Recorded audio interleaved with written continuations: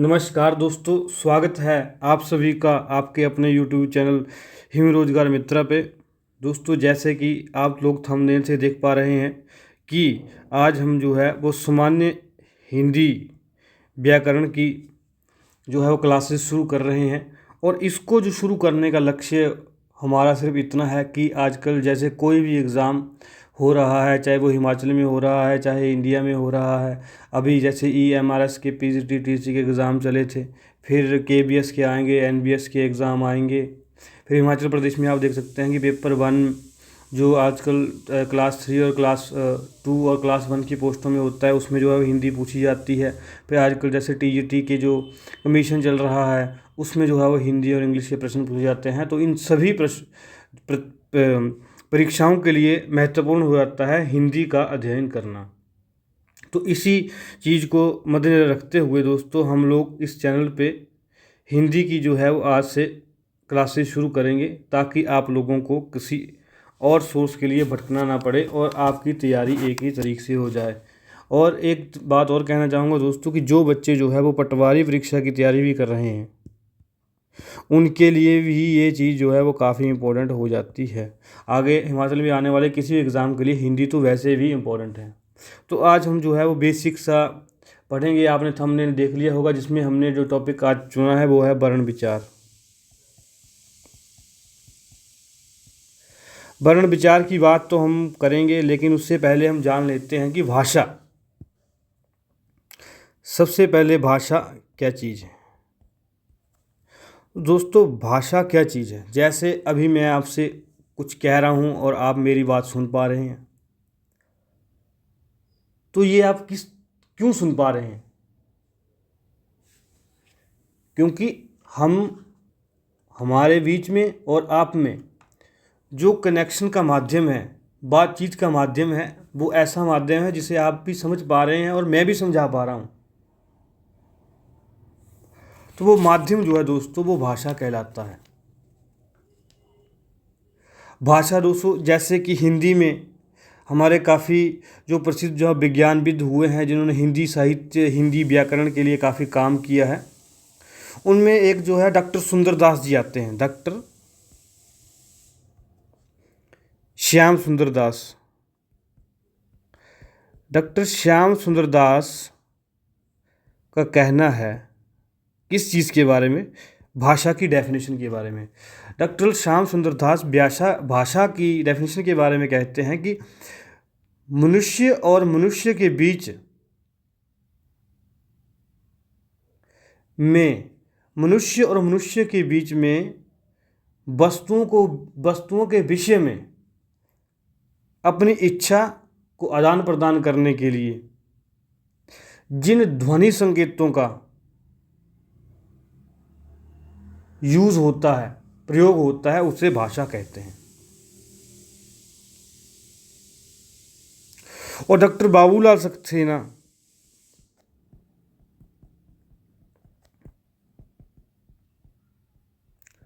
जो एक हिंदी साहित्य में काफ़ी मशहूर हुए हैं विज्ञानविद, उनका कहना है कि जिन ध्वनि चिन्हों द्वारा मनुष्य परस्पर विचार विनिमय करता है, आपस में विचारों का आदान प्रदान करता है, उसे भाषा कहते हैं। तो दोस्तों, इन दोनों की जो बातों का अगर हम कुछ शब्दों में संक्षेप में ब्यौरा निकालें, तो उसका मतलब ये है कि भाषा जो है वो आदान प्रदान का माध्यम है। और आदान प्रदान किसका? विचारों का। क्योंकि मेरे मन में क्या चल रहा है, मैं अभी आपको क्या बोल रहा हूँ, ये आप तभी समझ पाएंगे जब हमारे बीच में एक कॉमन माध्यम होगा, जिससे हम एक दूसरे की बात जो है वो कनेक्ट कर पाएंगे। तो इस तरीके से जो है वो भाषा की जो बेसिक डेफिनेशन मैंने आपको बता दी। इसका एग्ज़ाम से कोई लेना देना नहीं है, लेकिन एक बेस जो तैयार करना पड़ेगा वो यहाँ से शुरू होगा कि हम हिंदी जो पढ़ क्यों रहे हैं। एग्ज़ाम में भी दोस्तों हिंदी जो है, एग्ज़ाम में भी इसीलिए जो है भाषा का जो क्वेश्चन जो आते हैं, ताकि जो कल को जब आप जो है नौकरी में लग जाएंगे तो आपको भाषा की जानकारी हो, आपको भाषा की जानकारी हो और आपको भाषा की जानकारी तो हो ही हो, और आप जो है वो सामने वाले की बात को समझ सकें।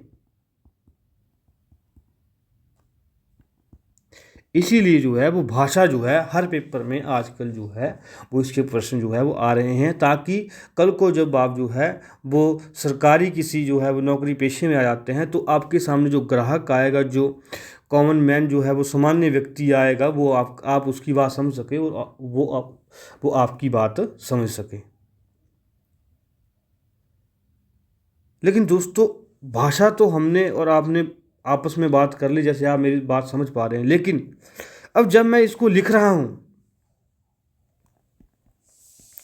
अब जब मैंने यहाँ पे लिपि लिखा तो आप इसको समझ क्यों पा रहे हैं? क्योंकि भाषा को लिखित रूप से समझने के लिए, भाषा को लिखित रूप से समझने के लिए, अब भाषा मैंने बोला आपने सुना, लेकिन अगर आप इसके नोट्स बनाएंगे तो कैसे बनाएंगे? तो आप उसके नोट्स बनाएंगे कि आपको भाषा को जो मैं बोल रहा हूँ उसको लिखने के लिए कोई माध्यम चाहिए। ठीक है, उसको लिखने के लिए कोई माध्यम चाहिए, उसको जो है वो लिपि कहा जाता है।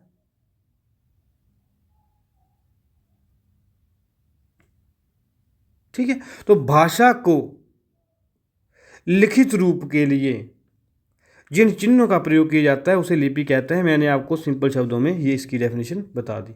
ठीक है, अब बढ़ेंगे हम आगे। भाषा की बात होगी, लिपि की बात होगी, लेकिन आगे जो आपने मेन शब्द जो मैंने लिखा था यहाँ पे, व्याकरण। भाषा हमने बोल भी लिया, हम लिखने के लिए हमारे पास माध्यम भी हो गया, लेकिन हम लिखेंगे कैसे, उसका क्या रूल होगा? जैसे मान लो आप कोई गाड़ी लेते हैं, अब जैसे ऐसे मान लो कोई गाड़ी लेते हैं आप लोग। ठीक है, गाड़ी तो आपने ले ली और आपको पता भी है कि इसको चलाना भी है, पर आप हमेशा बाईं ओर ही क्यों चलते हैं?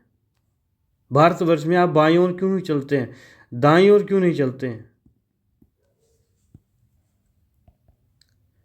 इसके पीछे कोई कारण है ना, इसका कोई रूल है।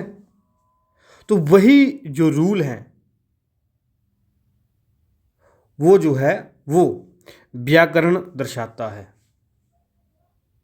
तो व्याकरण को वो शास्त्र कहा गया है, व्याकरण वो शास्त्र है जो भाषा को शुद्ध रूप से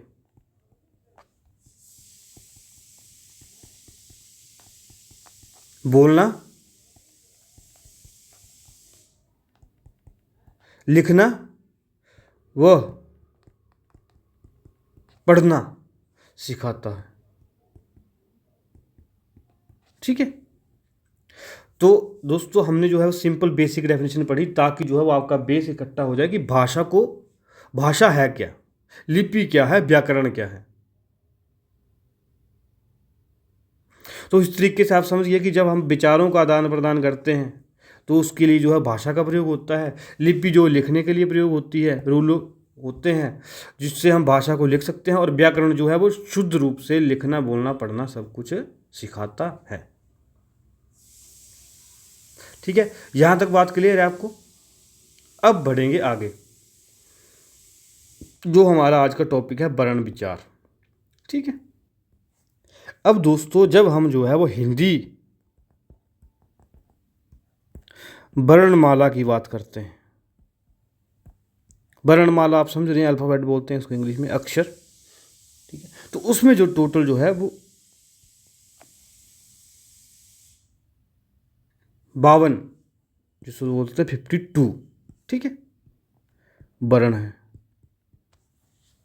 जिसमें जो है वो 11 स्वर हैं और 33 व्यंजन है। इनके बारे में अभी हम आगे बात करेंगे। अभी लेक्चर थोड़ा सा लंबा तो हो सकता है, 35-40 मिनट का, लेकिन आपको जो है यहाँ से आपका कंसेप्ट सब क्लियर हो जाएंगे धीरे धीरे जब हम आगे बढ़ेंगे। और भाषा को लोग जो है वो काफ़ी मुश्किल सब्जेक्ट समझते हैं, मुश्किल विषय समझते हैं, लेकिन अगर आपको इसका एक कंसेप्ट साइंस की तरह है, समझ आ गया, तो इससे आसान नंबर लाना कहीं है नहीं।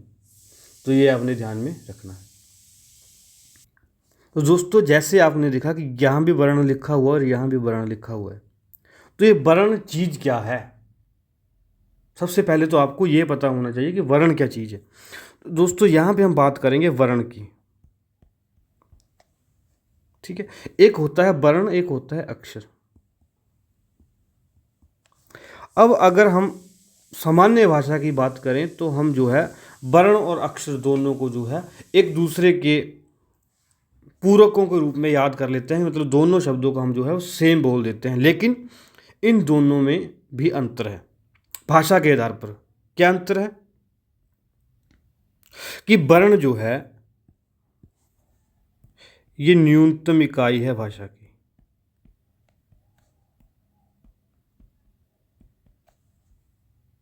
जिसके टुकड़े नहीं हो सकते।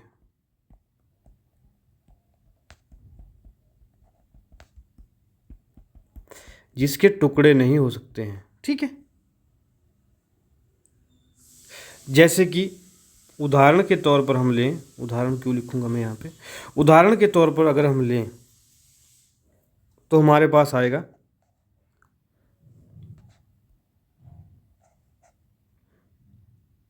क। अब क के नीचे मैंने हलंत क्यों लगाया? अभी पहले मैं डेफिनेशन देता हूँ आपको अक्षर की, फिर हम बात करेंगे एग्जाम्पल के बारे में, ठीक है। अक्षर जो है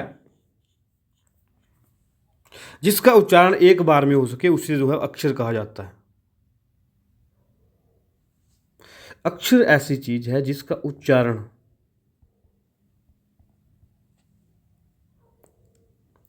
श्वास के, हमारे सांस के एक ही झटके में किया जा सके,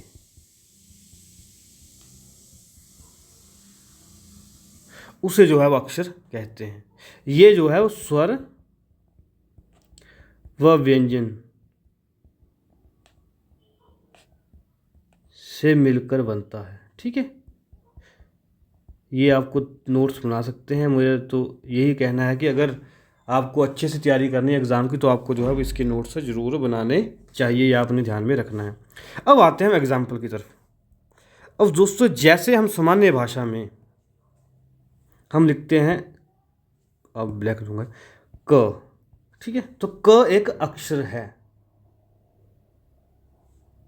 लेकिन जहां हम लिखेंगे क, क अक्षर है, क किससे मिलकर बना है? क एवं अ, क जमा अ से मिलकर बना है। तो इसके जो है टुकड़े हो सकते हैं किसमें? क जमा ओ। लेकिन जब हमने क के नीचे हलंत कर दिया तो इसके जो है वो आगे टुकड़े नहीं हो सकते, न्यूनतम इकाई है। तो आपने भाषा की दृष्टि से देख लिया कि वर्ण जो है वो न्यूनतम इकाई है, लेकिन अक्षर जो है उसके सेकंड स्टेप है। ये अपने ध्यान में रखना है, ठीक है। तो आप मेरी बात समझ चुके होंगे कि जब हलंत लग गया तो अ खत्म हो गया, तो अक्षर जो है वो पहले आएगा वर्ण, फिर आएगा अक्षर।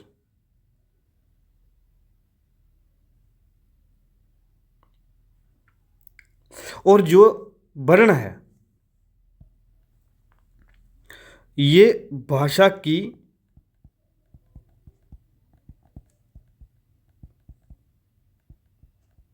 लिखित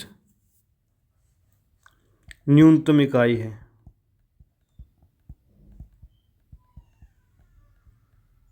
ठीक है। जबकि अक्षर जो है वो उच्चारण की इकाई है, उच्चारण की इकाई है,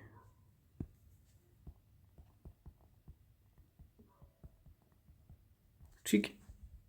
तो यहां से आपको क्लियर लग गया होगा कि किस किस तरीके से जो है वर्ण और अक्षर में अक्षर जो है वो अंतर होता है। अब जैसे वर्ण की हम आपको एग्जांपल दे सकते हैं, क ख हलंत होगा कि अ अलग होगा उसमें, ठीक है। अ सिंपल अ, क्योंकि अ स्वर है तो इसकी भी जो है वो कोई विभाजन नहीं हो सकता है। और यहाँ पे तो हम कुछ भी अक्षर लिख सकते हैं, खी हो गया, राम हो गया, इनकी जो है अलग अलग भाग हो सकते हैं। तो ये अपने ध्यान में रखना है। ठीक है, अब देखो कि जैसे मान लो हमने राम अक्षर लिख दिया, अब इसको जो है वो ये है अक्षर, लेकिन इसमें जो है कौन कौन वर्ण है। अगर हम एग्जाम्पल के तौर पर देखें कि जैसे मान लो हमने राम अक्षर लिख दिया, तो इसमें कौन कौन से वर्ण हैं। तो इसमें एक तो र आ गया, फिर इसमें आ की मात्रा है, फिर इसमें म हलंत है, फिर इसमें अ है।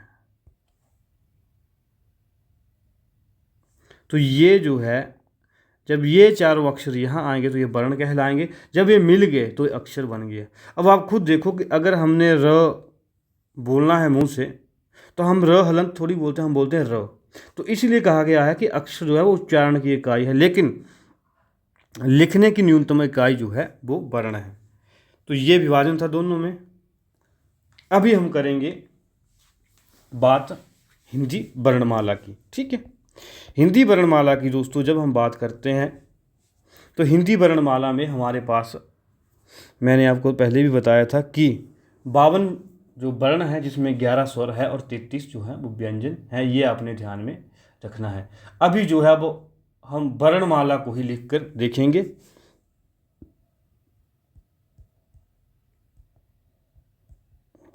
वर्णमाला, ठीक है, आपको जो बेसिक जो नॉलेज है वो यहाँ मैं आज क्लियर कर दूंगा, ताकि जो है वो आपको आगे दिक्कत ना आए। हम यहाँ पढ़ेंगे। तो दोस्तों सबसे पहले तो हमारे पास आगे क्या, स्वर। ठीक है, आपको ये टेबल जो है वो अपने कॉपी में बनाना है, ताकि आपको जीवन में कभी भूले नहीं। स्वर कितने हैं, अभी इनको मैं नंबर जो है वो लास्ट में लिखूंगा। स्वर है हमारे पास 11, इनको लिख लेते हैं। कौन कौन से, आ, ई, पहले छोटा ई आएगा, छोटा ई, फिर आएगा ई, फिर आएगा ऊ, फिर आएगा उ, फिर आएगा री, फिर आएगा हमारे पास ए, फिर आएगा ए, फिर आएगा ओ, और फिर आएगा आओ। ठीक है, इनका उच्चारण जो है वो अलग अलग तरीके से हो रहा है। और ये कितने हैं हमारे पास, ये हैं 11। ठीक है, आगे हम बढ़ेंगे। दो हमारे पास क्या है, अयोगवा, अ योग व। अब अयोगवा क्या चीज़ है, जो ना स्वर में आते हैं ना व्यंजन में आते हैं, वो दो हैं हमारे पास। वो कौन कौन है, वो है ng और ए। ये कितने हैं हमारे पास, ये हैं 2। आगे आते हैं हमारे पास 25 जो है,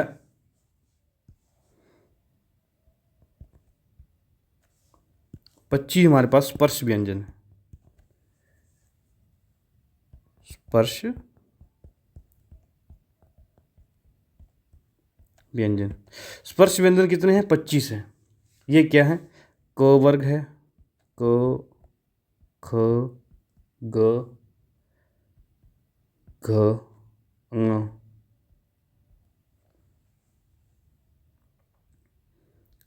च, छ, ज, झ, ङ,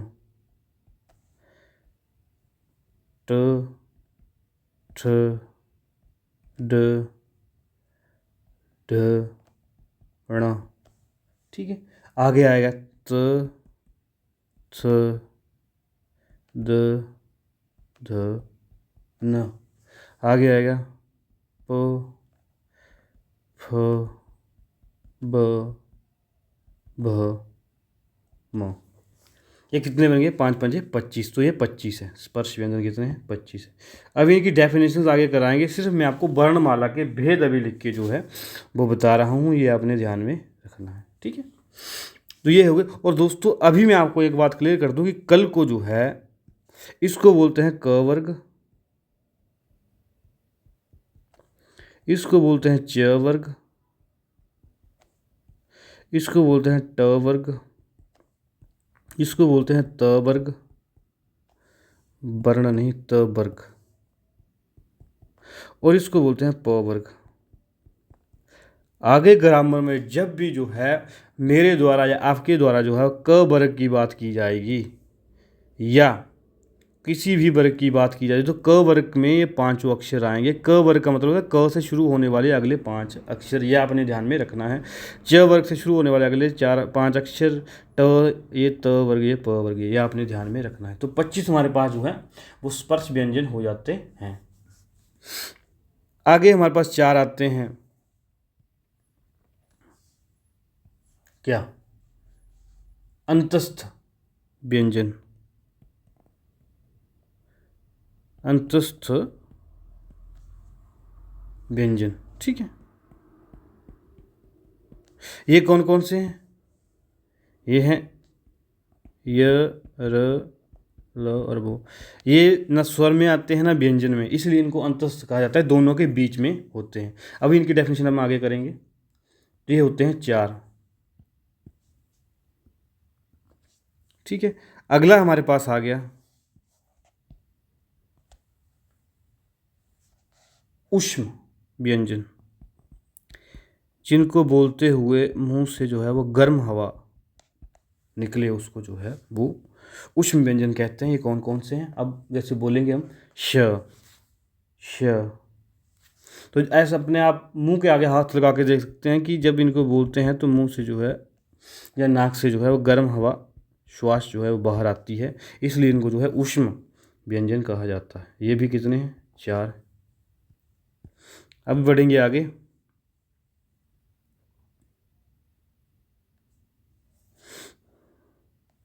अब अगला जो हमारे पास है वो है छठा। छठा क्या है? संयुक्त व्यंजन आएंगे अब हमारे पास, जो अन्य शब्दों से व्यंजनों से मिलकर बनते हैं उनको संयुक्त व्यंजन कहते हैं। आगे पूरी डिटेल में डेफिनेशन करेंगे इनकी। वो कितने हैं? वो भी कितने हैं हमारे पास? 4। कौन कौन से हैं? पहले उनको लिख लेते हैं। श, त्र, ज्ञ, श्र, ठीक है। ये कितने हैं? ये भी 4 हैं। अब हमारे पास बच के 2।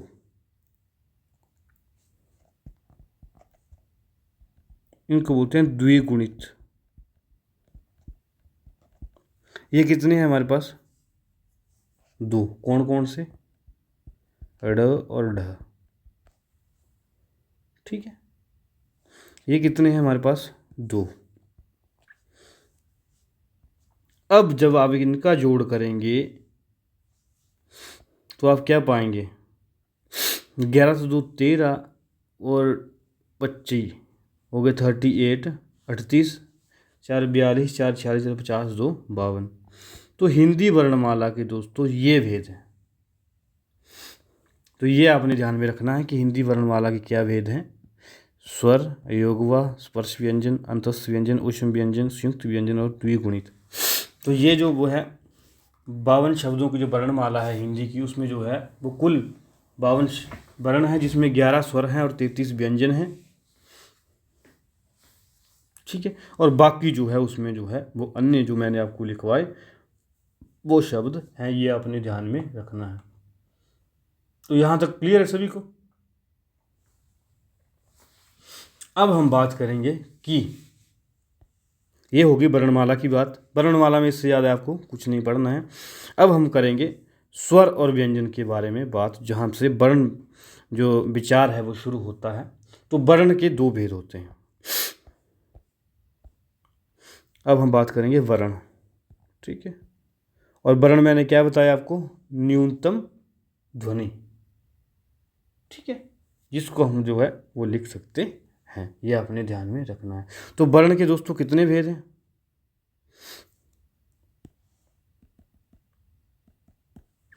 वर्ण के 2 भेद हैं। एक होता है स्वर, एक होता है व्यंजन, ठीक है। वर्ण का एक भेद है स्वर, एक है व्यंजन, ये आपको ध्यान में रखना है। और स्वर, अभी हम बात करेंगे स्वर और व्यंजन दोनों की। तो पहले हम स्वर के बारे में पढ़ लेते हैं। स्वर किसको कहा जाता है? स्वर कहा जाता है उसको जिसको बोलने के लिए, जिन ध्वनियों के उच्चारण के लिए अन्य वर्णों की सहायता न लेनी पड़े। अब आपको लिखना भी पड़ेगा, क्योंकि अगर मैं भी साथ में लिखूंगा तो वीडियो काफ़ी लंबी हो जाती है। स्वर जो है वो उन ध्वनियों या वर्णों के उच्चारण, उन ध्वनियों को बोला जाता है जिनको उच्चारण के लिए अन्य वर्णों की सहायता नहीं लेनी पड़ती है, जैसे अ, आ, ई आदि। बाकी लिस्ट मैंने आपको जो है ऊपर लिखवा दी थी, यहाँ आप देख सकते हैं, इस चार्ट में आप देख लेंगे कि ये स्वर हैं, ठीक है। इसीलिए मैंने आपको बता दिया कि कल को जब मैं आपको ये लेक्चर पूरा समझा दूंगा तो आप जो है इसी चार्ट से जो है वो ये सारी चीज़ें जो है रिवाइज कर सकते हैं। ये आपने ध्यान में रखना है, ठीक है। तो स्वर में जो है वो अन्य ध्वनि की जो है वो ज़रूरत नहीं पड़ती है, ये आपने ध्यान में रखना है। और हिंदी वर्णमाला में कितने स्वर हैं? 11, जो अभी आपको टेबल में बताया। और स्वर के 3 भेद हैं, ये भी आपको पता होना चाहिए। स्वर के कितने भेद हैं? 3 भेद। 3 भेद हैं। 3 भेद कौन कौन से हैं? एक आता है ह्रस्व स्वर, ठीक है। एक आता है दीर्घ, एक आता है प्लुत, ठीक है। और दोस्तों हो सकता है कि आपको जो है वो आज की क्लास थोड़ी बोरिंग लगे, लेकिन आगे जो आप पढ़ेंगे मुहावरे, संज्ञा, सर्वनाम, लोकोक्ति, वो आपको तभी समझ आएंगे जब जो है वो यहाँ से क्वेश्चन बन सकता है एग्जाम में, जब आपको ये जो है वो चीज़ें जो है वो क्लियर होंगी। अभी मैं आपको आगे बताऊंगा कि जो अभी EMRS जो है वो TGT और PGT एग्ज़ाम है, उसमें ग्रामर में कहाँ से क्वेश्चन पूछा गया था। और अगर आपने टैट का एग्ज़ाम दे रहे होंगे या कोई अपने कमीशन का, तो उसमें भी आपको लगेगा पता कि इस चैप्टर से भी क्वेश्चन जो है वो आ सकता है, ये आपने ध्यान में रखना है। अभी जैसे मान लो मैंने आपको ये बताया कि जो लिखने की, जो भाषा को लिखने की जो न्यूनतम इकाई है वो वर्ण है, ठीक है। तो एग्ज़ाम में क्वेश्चन आ सकता है कि लिखने की न्यूनतम इकाई वर्ण है और बोलने की अक्षर है। तो ये आपको पता होना चाहिए कि अब तक यहाँ से आपका 1 मार्क्स हुआ, आप बाकी लोगों से आगे निकल जाए जो सिर्फ मुहावरे लोकोक्ति पढ़ के गए। तो ये आपने ध्यान में रखना है। हिम रोजगार मित्र आपको एग्जाम ओरिएंटेड बिल्कुल बेसिक तरीके से तैयारी करवाता है और फ्री ऑफ कॉस्ट, और इतनी डिटेल में कोई नहीं समझाता है आपको। अब बात कर रहे हैं हम ह्रस्व स्वर, जिन स्वरों को बोलने के लिए, जिन स्वरों के उच्चारण में कम से कम समय लगे, कम से कम समय लगे, ठीक है। मैं शॉर्ट में लिखूंगा, आपको पूरा लिखना है। या जिनमें सिर्फ एक मात्रा का समय लगे, या एक मात्रा का समय लगे, उनको जो है वो ह्रस्व स्वर कहते हैं। ये आपने ध्यान में रखना है। और उसकी उदाहरण क्या है? उदाहरण हम देखेंगे क्या है। अ ई आएगा छोटा, यहाँ पे मैंने बड़ा लिख दिया, गलती होगी, माफ़ कीजिएगा। अ ई ऊ और री, ठीक है। तो ह्रस्व स्वर हमारे पास कितने हैं? वो हैं 4। ये आपने ध्यान में रखना है, ठीक है। और इनको जो है हिंदी में जो है वो कुल जो है 4 ह्रस्व स्वर हैं, और इन्हें जो है मूल स्वर भी कहा जाता है। ये भी काफ़ी इंपॉर्टेंट पॉइंट हो जाता है, मूल स्वर, ठीक है। अब हम आगे पढ़ेंगे क्या? आगे पढ़ेंगे दीर्घ स्वर के बारे में।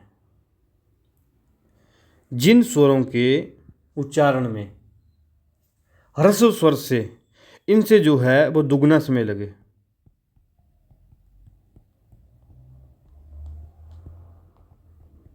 जिन शब्दों के उच्चारण में ह्रस्व स्वर से दुगना समय लगता है, उनको जो है वो क्या कहते हैं? दीर्घ स्वर कहते हैं। और इसकी एग्जाम्पल क्या है? अब आएगा बड़ा ई, अब आएगा बड़ा ऊ, अब आएगा ए, अब आएगा ए, अब आएगा ओ, अब आएगा औ। तो ये आपने ध्यान में रखना है, ठीक है। 2 2 4 2 6 7 जो है 7 जो है हमारे पास क्या है? दीर्घ स्वर है, ठीक है। ये आपने ध्यान में रखना है। और जिन जो आगे हम करेंगे प्लुत की बात, और प्लुत में ऐसा माना जाता है कि जिन स्वरों को बोलने के लिए तिगुना समय लगता है। किससे? ह्रस्व से। इससे तिगुना समय लगता है। आपको जो है वो पूरा लिखना है एक लाइन में, कि जैसे आप लिखेंगे प्लुत। प्लुत जो है आप लिखेंगे कि प्लुत वो स्वर हैं, ऐसा नहीं लिखेंगे, ऐसे लिखेंगे प्लुत स्वर। इसके नीचे लिखेंगे कि जिनको उच्चारण में ह्रस्व स्वर से तिगुना समय लगता है, ह्रस्व स्वर से तिगुना समय लगता है, उनको जो है प्लुत स्वर कहते हैं। ये आपने ध्यान में रखता है। या जिनमें 3 मात्रा का समय लगता है, यहाँ 3 मात्रा का समय लगता है, यहाँ 2 मात्रा का, और यहाँ 1 मात्रा का। ये आपने ध्यान में रखना है। मात्रा क्या? यहाँ अ प्लस अ है, आ बन गया है, और यहाँ 3 का। तो इसमें आपको एग्जाम्पल जो है प्लुत स्वर में क्या होगी, जैसे आप बोलते हैं ओम। अब ऐसे नहीं बोलते हैं कभी, आपने देखा होगा ऐसे लिखा होता है ओम। तो ये जो है ये प्लुत है, स्वर है, ये आपने ध्यान में रखना है।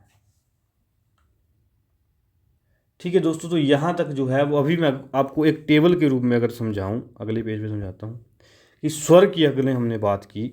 और ये टेबल जो है मैं तो बोलूँगा कि आप जो टेबल में बनाऊँगा यही उतार लेंगे अपने नोट्स बुक में, तो आपको जो है वो और आसानी रहेगी। स्वर के कितने भाग हो गए? ह्रस्व, दीर्घ, प्लुत। ठीक है, और ये कितने कितने हैं? और इसमें ह्रस्व में हमने क्या क्या बात की? अ, ई, उ, री। यहाँ पे हमने क्या की? आ, ई, उ, ए, ओ, औ। ठीक है, और यहाँ पे हमने इसकी बात की जो ओम के बीच में जो था। ठीक है, तो अगर हम जो है वो ये कितने थे? 4 थे, ये थे 7। ठीक है, ये कुल मिला के जो है कितने बनाते हैं? 11। ठीक है, इनको जो वर्णमाला में काफ़ी कम जो है यूज़ किया जाता है, इसलिए जो है वो यहाँ पे टोटल नंबर जो है वो 11 माना जाता है। ये आपने ध्यान में रखना है। आगे हम दोस्तों बात करेंगे अयोगवा। एक टर्म है वर्णमाला में, वर्ण विचार में जो प्रयोग होती है, अयोगवा। अब अयोगवा क्या चीज़ है? अयोगवा जो 2 शब्द हैं, रैगे अंग और ए, ये 2 शब्द जो हैं वो, इनको रखा तो स्वरों के साथ जाता है, इनको रखा जाता है स्वरों के साथ,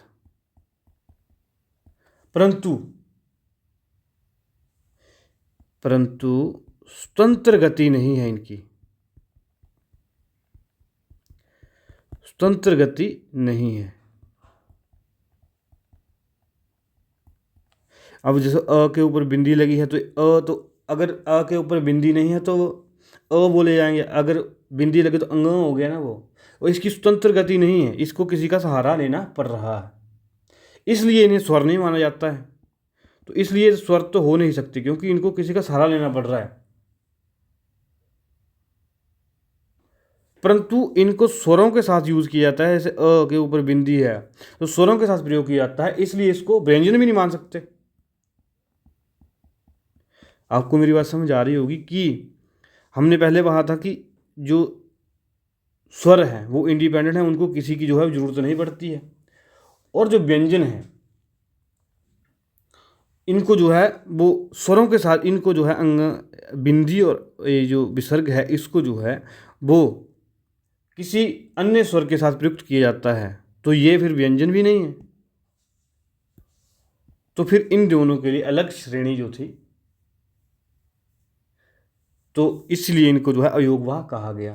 तो स्वरों तथा व्यंजनों में से किसी के साथ योग ना होने के बावजूद ये ध्वनि वहन करते हैं, इसलिए इन्हें अयोगवाह कहते हैं।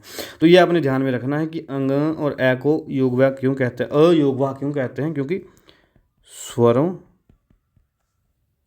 तथा व्यंजनों में से किसी के साथ भी, किसी के साथ योग ना होने के कारण, ना होने के बावजूद, ना होने के बावजूद, ये हम बोल रहे हैं कि इनकी जो योग है वो ना स्वर के साथ है ना व्यंजन के साथ, लेकिन फिर भी जो है वो ये ध्वनि वहन करते हैं। ना होने के बावजूद भी ये ध्वनि वहन करते हैं, ध्वनि वहन तो करते ही हैं। ये इसकी डेफिनेशन होगी। अब देखो अंग, ए, तो ये दो ध्वनि अलग हो गई हैं जो कि वर्णमाला में कहीं भी नहीं है, ना स्वर में है ना व्यंजन में है। तो इन दोनों को अलग रखने के लिए हमने जो है योगवाह कैटेगरी जो है अलग होती है, ये आपने ध्यान में रखना है। ठीक है दोस्तों, यहाँ तक हमने जो है वो स्वर के बारे में पढ़ लिया। आगे हमारे पास जो है वो बातचीत आ गई अनुस्वार और अनुनासिक के बारे में। अब ये भी डिस्कस कर लेते हैं अगर बात चली है तो, फिर हम व्यंजन की तरफ जाएंगे। अनुस्वार, ठीक है। अनुस्वार जब वर्ण का उच्चारण केवल नासिका से हो। अब यहाँ पे सिर मैं नासिका लिखूंगा क्योंकि लेक्चर भी काफ़ी लंबा हो जाएगा। अनुस्वार को कौन सा वर्ण है जब जिस वर्ण का उच्चारण केवल नासिका, केवल नासिका से हो उसको जो है अनुस्वार कहा जाता है। और हिंदी में जो है वो अंग, अब इसको जो है ब्लू कलर देता हूँ, हिंदी में जो है वो अंग तथा प्रत्येक वर्ग, अब कौन से वर्ग जो मैंने आपको बताए थे, क वर्ग, च वर्ग, ट वर्ग, त वर्ग और प वर्ग का जो पंचम वर्ण है, पांचवा वर्ण जो है, ये अनुस्वार कहलाते हैं। तो आपने ध्यान में रखना, एक तो हो गया अंग, और क वर्ग का अंतिम वर्ड कौन सा है, ड,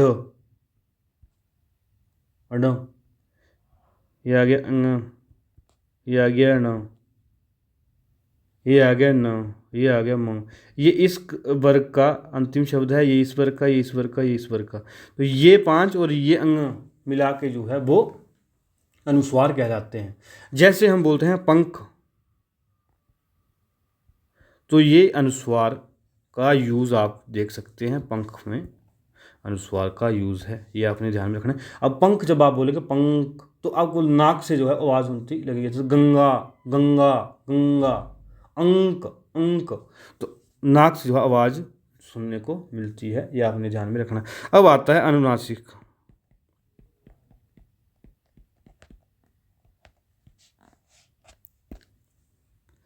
अनुनासिक जब वर्ण का उच्चारण नासिका और मुख दोनों से हो, नासिका प्लस मुख दोनों के यूज से हो, समान रूप से हो, तो उसे जो है वो अनुनासिक कहा जाता है। जब वर्ण का उच्चारण नासिका और मुख, मुंह दोनों से समान रूप से हो तो उसे क्या कहा जाता है, अनुनासिक कहा जाता है, ये आपने ध्यान में रखना है। उसकी उदाहरण आप देख सकते हैं, जैसे चांद, कांच, कांच, आपको मुंह भी खोलना पड़ रहा है, और ये और अनुनासिक क्या है, ये चंद्र बिंदु जिसको आप कहते हैं, और ये पंख, ये आपने ध्यान में रखना है। ठीक है दोस्तों, अब हम बढ़ते हैं किसकी ओर।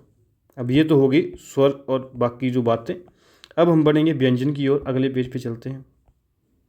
जब हम व्यंजन की ओर बढ़ते हैं दोस्तों, ओहो, जब हम व्यंजन की ओर बढ़ते हैं तो व्यंजन तो हमने बता दिए थे आपको कितने होते हैं, 33।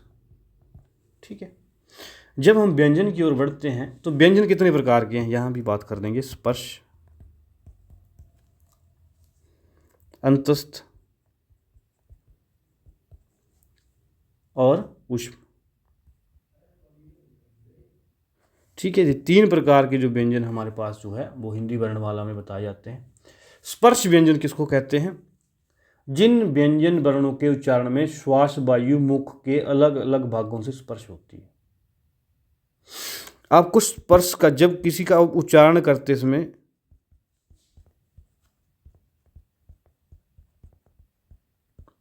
स्पर्श का एहसास हो,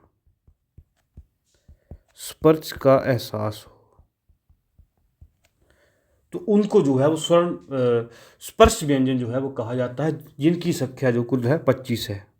हमने जब टेबल बनाया था पीछे तब भी मैंने आपको बताया था वहाँ पे, इनकी संख्या जो 25 है। और इसमें कौन से आते हैं? वो सारे वर्ग, क वर्ग, आगे कौन सा है? च वर्ग, ट वर्ग, त वर्ग और प वर्ग। आपने ध्यान में रखना है, आपको वर्ग वर्ग लिखना है साथ में, ठीक है। यहाँ पे मैं लास्ट में वर्ग लिख दूंगा, नहीं तो वीडियो फिर लंबी हो जाती है, ठीक है। ये हो गए व्यंजन के 3 प्रकार। 3 प्रकार में से हमने पहला प्रकार भी पढ़ लिया, जिसको स्पर्श व्यंजन जो है वो कहा जाता है। यह आपने ध्यान में रखना है, ठीक है। ठीक है, आगे बढ़ेंगे दोस्तों अंतस्थ व्यंजन की ओर। कुछ व्यंजन जो है वो अंतस्थ का आप मतलब समझ रहे हैं, मध्य या बीच में, ठीक है। तो हिंदी वर्णमाला के कुछ व्यंजन स्वर व व्यंजन के मध्य आते हैं, ना वो स्वर में है ना वो व्यंजन में है, उनको जो है अंतस्थ कहा जाता है। इनकी संख्या है 4। ये कौन कौन से हैं? टेबल में लिख के बताए थे मैंने, य, र, ल और ब। ये आपने ध्यान में रखना है। और आगे पास हमारा रह गया ऊष्म। मैंने आपको वहाँ भी डेफिनेशन इसकी बता दी थी, दोबारा बता देता हूँ। ऊष्म की संख्या कितनी है? 4 है। और जो हमारे ये व्यंजन जिनके उच्चारण के समय वायु मुख से रगड़ खाकर गर्म हो जाती है, यह मुख से गर्म वायु निकलती है, मुख से गर्म वायु निकलती है, यह आपने खुद लिख लेना है, यह आपने ध्यान में रखना है, ठीक है। जिनके उच्चारण के समय मुंह से गर्म वायु निकलती है उनको जो है वो क्या कहा जाता है? ऊष्म व्यंजन कहा जाता है। जैसे स, श, स, ह, 4 है, ठीक है। आगे दोस्तों व्यंजन की एक और श्रेणी है जिसको जो है वो संयुक्त व्यंजन कहा जाता है, अलग है। ये 3 तो मेन जो माने जाते हैं वो हैं, मेन भाग माने जाते हैं। फिर अनुनासिक अनुस्वार की तरह ये अलग भाग हैं। आगे पहला आएगा उसमें संयुक्त व्यंजन, संयुक्त व्यंजन। संयुक्त व्यंजन की डेफिनेशन क्या है दोस्तों? 2 व्यंजनों के मेल से बने वर्ण को संयुक्त व्यंजन कहते हैं। सुनने में लग रहा है, बता, 2 व्यंजनों का मेल,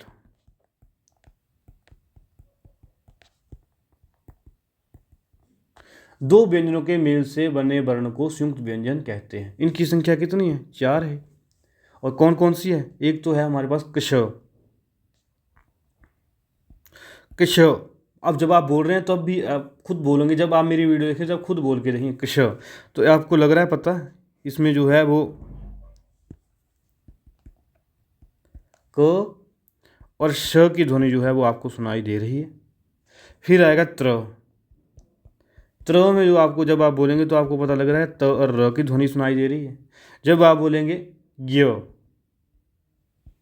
तो उसमें जो आपको है ज और ङ की ध्वनि जो है वो सुनाई दे रही है। और जब आप बोलेंगे श्र, तो आपको इसमें जो है वह श और र की ध्वनि जो है वो सुनाई दे रही है। ये आपने ध्यान में रखना। और दोस्तों हलंत लगाना कंपलसरी है, इसको आप ऐसे मत समझना कि सजावट के लिए, इसका मतलब है कि आधा स्वर है, ठीक है, एक स्वर है, ये आपने ध्यान में रखना है। अब जो है वो एक और हमारे पास जो है वर्गीकरण जो है वो व्यंजन का आता है, जिसमें जो ध्वनि के आधार पर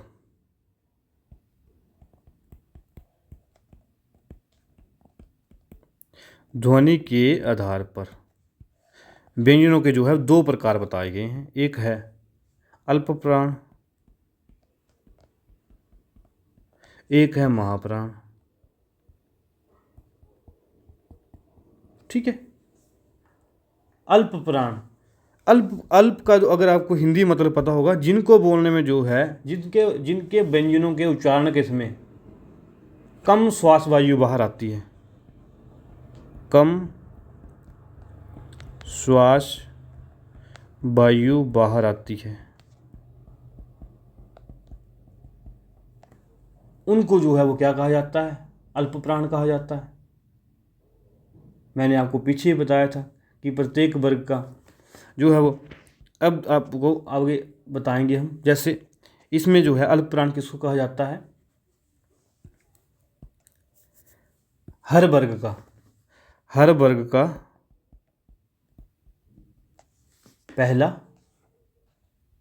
पहला तीसरा पांचवा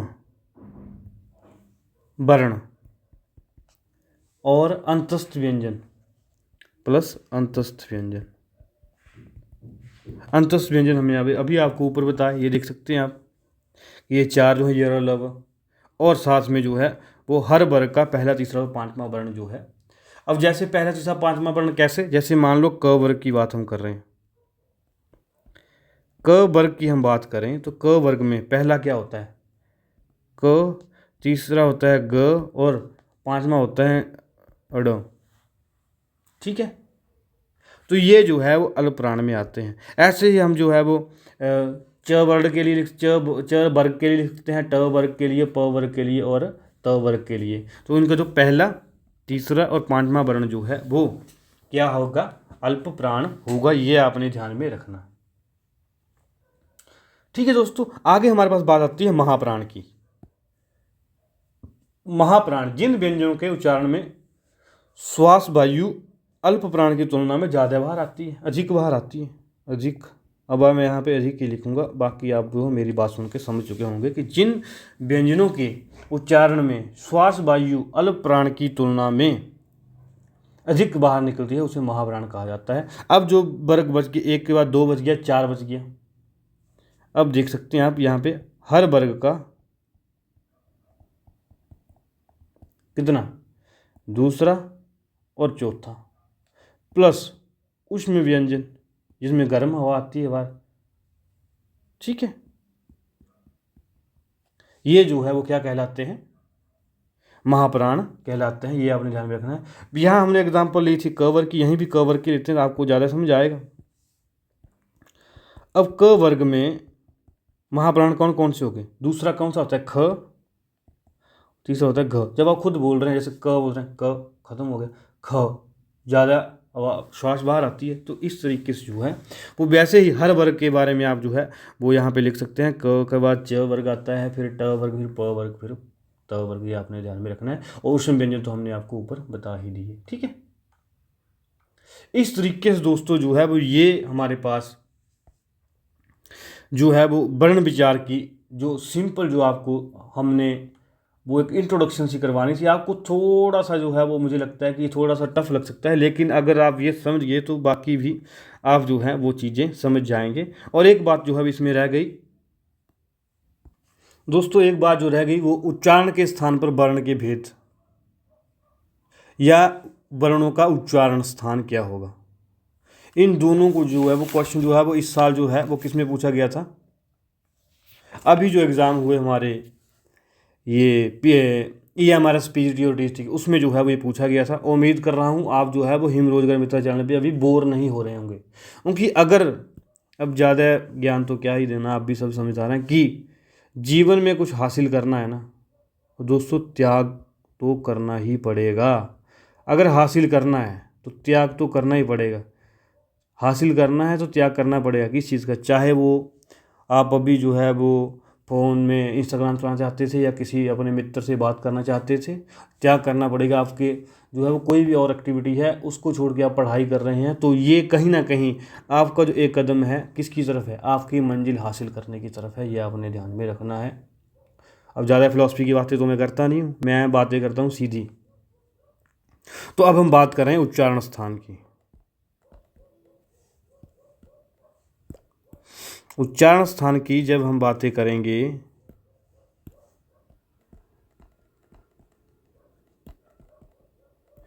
तो उसमें जो है वो हमने जो है वो जिस जिस हमारे शरीर के पार्ट से जो है वो आवाज़ निकलती है जिस शब्द को बोलने के लिए, उच्चारण के लिए, वहाँ से जो है वो उसका उच्चारण स्थान क्लियर होता है। यह आपने ध्यान में रखना है।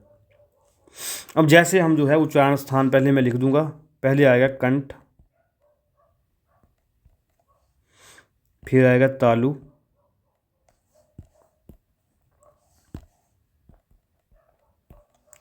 फिर आएगा मूर्धा,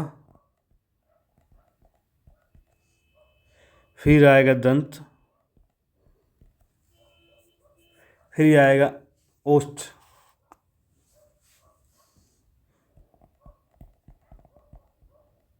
ठीक है, ये जो बेसिक जो है हमारे पास जो है वो उच्चारण स्थान जो हैं वो पाए जाते हैं। तो पहला जो होता है कंठ।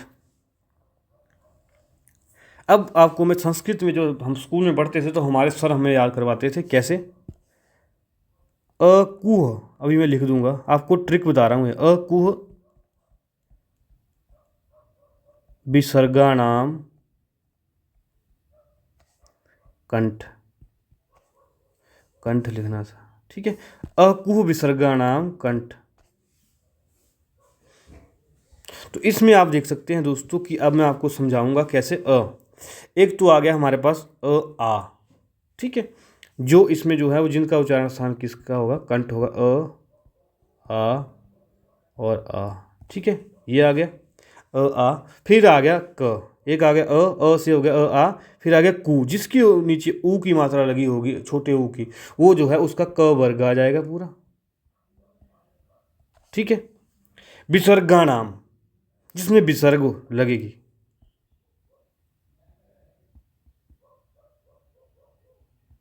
ठीक है, अकु विसर्गा नाम कंठ। तो ये बातें जो है अब यहाँ से क्लियर होंगी कि जहाँ जो है आ गया तो के तीनों किसमें आ गई। फिर आ गया कुह, क के जो जहाँ ऊ की मात्रा लगी वो पूरा वर्ग लिख दिया, और विसर्गा नाम तो हमने लिखा ही है। तो ये जहाँ जिस जिस शब्द में कु विसर्गा नाम कंठ, जहाँ आ की ध्वनि आए, क वर्ग से रिलेटेड हो या विसर्ग हो, वहाँ पे जो है कंठ के नाम का उच्चारण स्थान होगा। ये अपने ध्यान में रखना है। अब आएंगे तालु की तरफ। तालु की तरफ जब हम बढ़ेंगे तो उसमें बोला गया है इचु यशा नाम तालु, इचु यशा नाम तालु। ऐसे हमें जो है सर जितेंद्र सर होते थे, हमें जो हमें याद करवाते थे ऐसे, इचु यशा नाम तालु। तो इसमें आपने ध्यान में रखना है कि पहले तो आ गए ई। अब जैसे ऊपर लिखा यहाँ पे ई के बाद बड़ी ई, फिर आ गया च, फिर आ गया च वर्ग। च वर्ग आप समझ रहे हैं, मैं बार बार नहीं बताऊंगा आपको। च वर्ग का मतलब होता है च छ ज झ। ठीक है, इस तरीके से। और यशा नाम य और श। ठीक है, ये आपने ध्यान में रखना है। आगे आ गया मूर्धा। मूर्धा के लिए रिक्त था हमारे पास ऋतु रखाणाम मूर्धा।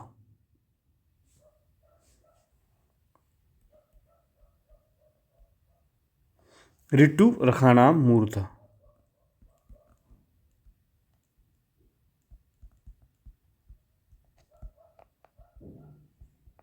मूर्धा। ठीक है, तो ये आपने ध्यान में रखना है। और इसमें फिर वही होगा री, फिर आ गया ट वर्ग। ठीक है, और फिर हमारे पास क्या आ गया, ड, ढ और श। ये आपने ध्यान में रखना है। ठीक है, और आगे हमारे पास जो आता है वो आता है दंत। दंत के लिए दोस्तों हमारे पास त वर्ग और स वर्ग आएगा। दंत के लिए कोई शॉर्टकट नहीं है, क्योंकि यहाँ पे सीधा त वर्ग, यहीं लिखता हूँ इसको, क्योंकि इसमें जो है कुछ याद करने लायक रहा नहीं है। अब यहाँ पे आएगा त वर्ग और स। ये आपने ध्यान में रखना है। और बाकी बच के ओष्ठ मतलब होता है होंठ। ओष्ठ में आएगा उप्पू, उप्पू ओष्ठ। सॉरी, इसको जो है वो इसी कलर में लिखता हूँ। उप्पू आता है हमारे पास, जो शॉर्ट ट्रिक है, उप्पू ओष्ठ। वैसे यहाँ भी हम कर सकते थे, सत्तू कर देते, सत्तू दंत कर देते, पर जो उसका कुछ वो अर्थ नहीं बन पा रहा है। तो अब देखते हैं इसमें जो है उप्पू ओष्ठ, वही ऊ, ऊ और प वर्ग, अब इसका भी आप कर दो, जैसे इसका कर दो सत्तू, जैसे मान लो इसका हम सत्तू कर देते हैं, सत्तु दंत। कुछ बनना नहीं रहा था इसलिए मैं नहीं लिख रहा था, पर फिर भी आप याद करने के लिए रख सकते हैं सत्तु दंत, सत्तू के दांत, सत्तू किसी का नाम समझ लो, वो दांत लिख लो, तो स से स आ गया और आगे जो है वो त वर्ग आ गया। ठीक है, तो दोस्तों ये जो चीज़ें हैं ये आपने ध्यान में रखनी है। बाकी जो है वो काफ़ी कम्प्लेक्स हो जाता है, उन चीज़ों में नहीं पढ़ना है मेरे हिसाब से, आज तक क्वेश्चन पूछा भी नहीं गया है। तो दोस्तों ये जो चीज़ें थी आज हमने जो है वो आपको वर्ण विचार के पर्सपेक्टिव से करवानी थी। अभी जो है वो एक बार फिर से मैं आपको ये आग्रह करूँगा कि एक जो मैंने टेबल तैयार की है उससे हम रिवाइज़ कर लेते हैं। अब जो ये टेबल मैंने तैयार किया है दोस्तों, जो भी हमने लेक्चर पूरा इस हिम रोजगार मित्र चैनल पे अभी तक पढ़ा है, आपको थोड़ा टफ लग सकता है, लेकिन आपको बेसिक फाउंडेशन बनाने के लिए, आधार बनाने के लिए जैसे नींव पक्की रखनी होती है, वो नींव हमने आज पक्की कर दी है। अब डिपेंड आपके ऊपर करता है कि आप इसको कैसे लेते हैं। अगर आपको जीवन में कुछ बढ़ना है, आगे बढ़ना है, तो दोस्तों कुछ ना कुछ तो सेक्रीफाइस करना ही पड़ेगा। जो हमने लेक्चर जो अभी ये 50-60 मिनट में पढ़ा, इसका जो पूरा निचोड़ जो है दोस्तों ये पूरा पेज है। वर्ण है, वर्ण के दो भेद हैं, ये मैंने अभी लिख दिए हैं। अभी तो मैंने इसको जो है वो स्मॉल कर दिया है, अब जो है इसको बड़ा करूँगा तो आपको जो पूरा क्लियर हो जाएगा। ये देख सकते हैं आप, यहाँ से स्वर के कितने भेद हैं, 3 भेद हैं। ह्रस्व दीर्घ प्लुत, ये इनकी जो है वो है एग्जाम्पल्स हैं। और व्यंजन जो है 33 हैं, ये 11 स्वर हैं, 33 है व्यंजन हैं। 25 जो है क वर्ग, च वर्ग, ट वर्ग, प वर्ग। ठीक है, स्पर्श व्यंजन आगे, अंतस्थ व्यंजन आगे, फिर उष्म व्यंजन आगे, फिर संयुक्त व्यंजन आगे, प्राण श्वास की मात्रा के अनुसार अल्प और महाप्राण आगे। फिर ये अयोगवा की बात मैंने की थी, ना स्वर है ना व्यंजन है, उसमें जो है अनुस्वार, अनुनासिक, विसर्ग और द्विगुणित आगे, जो हमने पहले पेज पे बात की थी ड और ढ।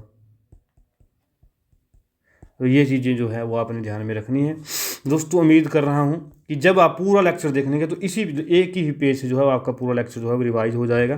दोस्तों मैंने आपको हम सबसे पहले ये बात कही है कि हिम रोजगार मित्र चैनल पे आपको जो है हमेशा एग्ज़ाम ओरिएंटेड, सिर्फ जो है